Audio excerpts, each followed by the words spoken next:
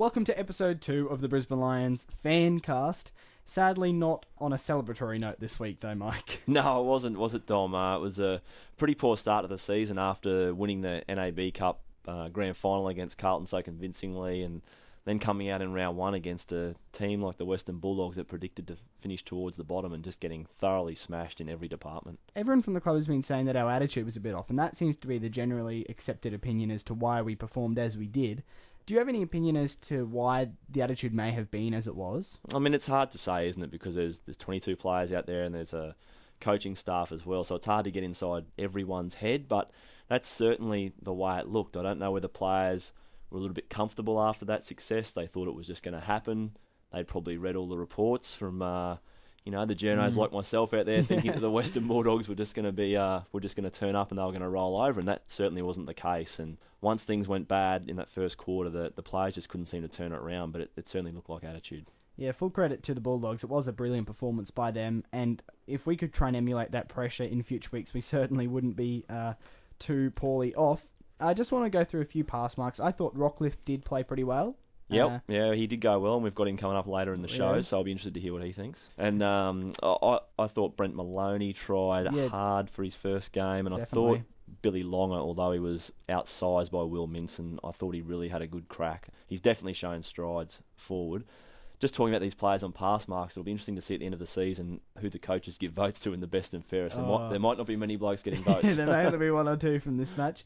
Moving on, though, because I think that we all have seen that this side can play football. They have good football. That's probably the disappointing thing, isn't it? Yeah. We saw the good football in the pre-season. It was just nowhere to be seen. Exactly. And I think the attitude around Lions fans, it's a bit flat over the past few days since the performance, but we know they can play football, so I'm personally happy to write it off as an aberration and hopefully not have to readjust that position over the next few weeks, because heading into the Adelaide match, we really need to be at our best to stand any chance. Absolutely. I mean, Adelaide are a ripping team, aren't they? They're probably the big improvers of last year. They were like the Brisbane Lions are at the moment. That was Adelaide last year, had a successful pre-season, went roaring into the season, and they ended up finishing a kick out of the grand final. Yeah, the only difference was I think they were on the positive side of a heavy margin in round 1. That's right, in round 1. They were on the positive side. I remember that match covering it against the Gold Coast. But Adelaide are a terrific contested ball team, and they're coming off a loss in round 1 as well. So there's going to be nothing easy coming up here from the Crows boys. Oh, without doubt.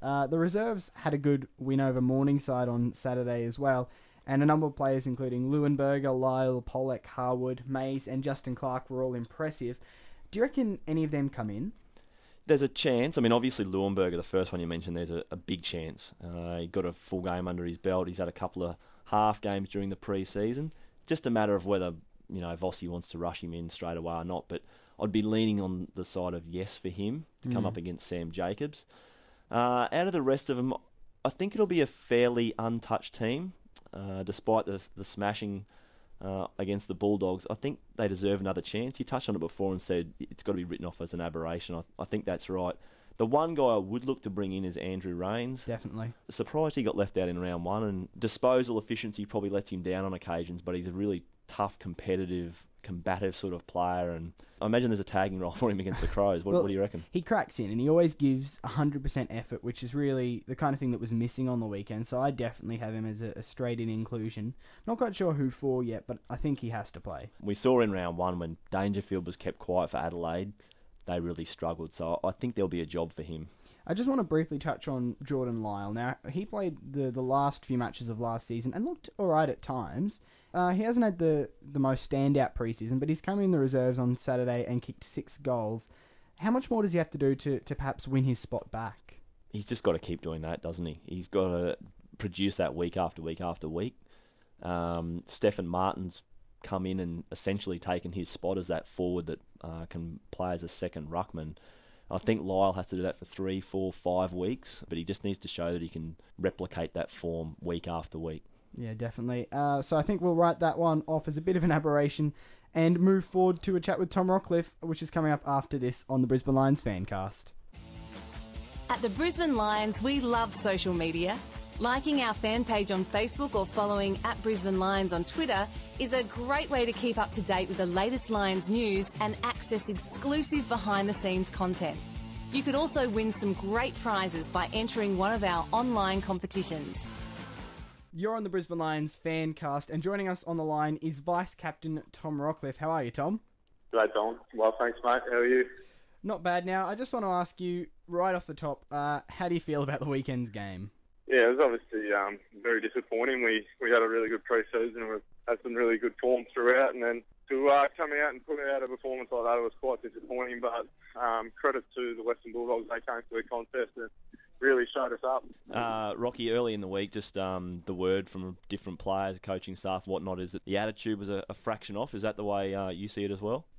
Not really. I think we set ourselves really, really well for the game, and for some reason we were just flat. I don't think the attitude was the problem. I think everyone prepared really well and wanted to go out there and put a really good stand for the start of the season, but for some reason or another the group was flat, and we carried that throughout the whole game. What measures have you taken, if any, to try and make sure that doesn't happen again this week against the Crows? I think our training sort of slipped off the last week or two ever since we had those 3 or 4 days off after the NAB Cup Grand Final. So obviously look to rectify that. The boys really want to make amends and train really hard. Rocky, do you, after a loss like that, do you sort of mope around a bit, or how long do you have before you have to really switch your attention to the next week's game? Yeah, there was a fair bit of moping around from the boys, so you've got to move on pretty quick. And 7 days, turn around, and you get another chance to show that wasn't us on the weekend. So you've got to still review the game, but also move on pretty quick. And most of the boys have done that now, and we're really honing in on Adelaide, and we want to put our best foot forward. Just for a bit of an insight, I'm wondering what Vossi was like post-match in the rooms. Was he angry or disappointed, or was he quite calm and collected about it all? He was obviously upset and gave the boys a little bit, which was deserved, and which I'm sure any person that was coaching the team on the weekend would have given. And Vossi's pretty good with that, and he reads the group pretty well, and he was pretty measured, and he was pretty direct with his message, and I think he was more just disappointed in the way we played. Rocky, as you touched on before, you've got 7 days to turn it around and play the Crows. How highly do you rate them? They were a kick away from the grand final last year, and probably like you guys in a few respects, they started off quite disappointingly in round one. What are you expecting out of them on Saturday? Yeah, well, they're gonna come fired up, and they've got a point to prove, and as do we. So it's going to be a hot contest, but hopefully we can get a really good turnout from all our members and supporters and make sure that the Gabba is a fortress for us, like a 19th man, I suppose, for us out on the field. And we know what we're going to get from Adelaide. They crack in and have a go, and they've got a really good midfield, and that's probably where the game's won and lost. Rocky, I'm just wondering how you're finding the vice-captaincy position since you were appointed to that over the off-season. It's always a privilege and an honour to be a vice-captain, and I've just got to really make sure that the boys are going well and try and check in on them, and also help out on game day and try and lead from the front through my actions and voice and direction. And just another one before we let you go, mate. What chance is there of the big Leuenberger coming back this week? Yeah, hopefully Louis can come back in this week. From all reports, he played pretty well on the weekend down at Morningside, and it's always great to have your number one ruckman out there. But in saying that, Billy Long's been doing a great job for us, and I think Louis just brings a bit more experience to that, and if he plays, it's a bonus for us, and if he doesn't, we've still got a really good ruckman in Billy. Just finally, before we let you go, just for the fans out there who've probably been wondering, is there any truth to the rumour that you and Jack Redden are no longer living together? Is the bromance off? The bromance isn't off, but yes, we have separated and moved to different locations, but we are only about 50 metres from each other. Reddo obviously kicked me out and said he's moving his missus up from Adelaide and he wanted a bit of extra time with her. That's not what he told me. Yeah, but I think he's trying to cover up because he's never had a serious girlfriend. He's fallen head over heels, so I don't think he wants that to get out. Oh, well, it's out there now. Thanks for the call, Rocky, and I hope you have a great game on the weekend and the boys can turn it around. No worries. Thanks for having me, guys. That's just about all we've got time for on the Fancast this week. Just going through this weekend's match details. Firstly, the reserves are playing the UWS Giants at Giffen Park at Coorparoo at 11 a.m. Get along before the senior match because I think that will be a really good one to see the young guys, including Sam Mays, who apparently was very impressive in the reserves last weekend. Yeah, it'll be good to see Sammy have a bit more of a run around. He's had a couple of niggles, but nice to see him string a couple of games together and maybe put some pressure on for senior selection. Definitely. And, of course, the seniors are up against the Crows, our first home game for the year at the Gabba. It's a 3:40pm start, Queensland time, and it's just, I think, imperative that we can get as many people along to the ground as possible on Saturday. Two desperate teams, should be a great game. Definitely. And that concludes the Round 2 edition of the Fancast. Tune in next week where we'll hopefully have 4 points to enjoy. Can't wait, Dom. Speak to you then.